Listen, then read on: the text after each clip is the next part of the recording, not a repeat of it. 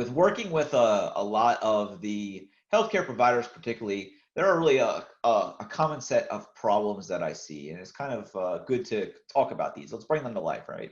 The first and the one that I've seen the most is a lot of startups get too successful too fast. It's a good problem to have, right? Being able to go in there, and that means your product is filling a niche that no one else is. But when you have a product like that, it's usually built on some sort of technology or architecture that doesn't scale that well. So as you start to add new customers, you have a problem with trying to serve those customers, and how do we succeed past that? What are some of the breakpoints and some of the areas that we're struggling to fulfill? The other thing that I've seen, along the line of the first one is succeeding too fast is merger and acquisition. So companies get bought up, companies acquire new technology stacks that they didn't necessarily rewrite, and have to assume that technical debt and work with it. Next problem is fearful to move to the cloud.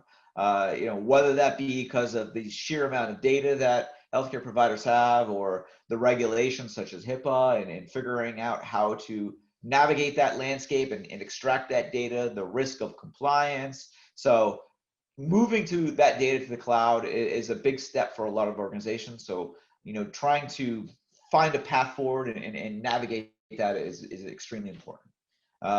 Once you get your data to the cloud, the goal here, I believe, is to try to make sense of it. How do we leverage AI and other ML to try to figure out how do we take that data to the next state, the next phase? How do we get insight into the data? How do we learn about it? How do we do predictive analytics?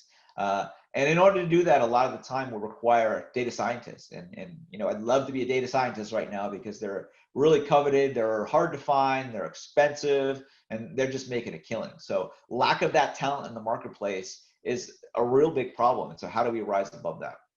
And the final thing, whether we got that technical debt through acquisition or technical debt of, let's say, poor technology choices for the scaling of the architecture, or just been around a long time, we have it. That technical debt is crippling innovation, trying to come up with a way to, get to the market quicker, and being stuck with technical debt. That could be a mainframe, that could be really anything. And I'll talk a little bit more about what technical debt is to me and what I mean by that.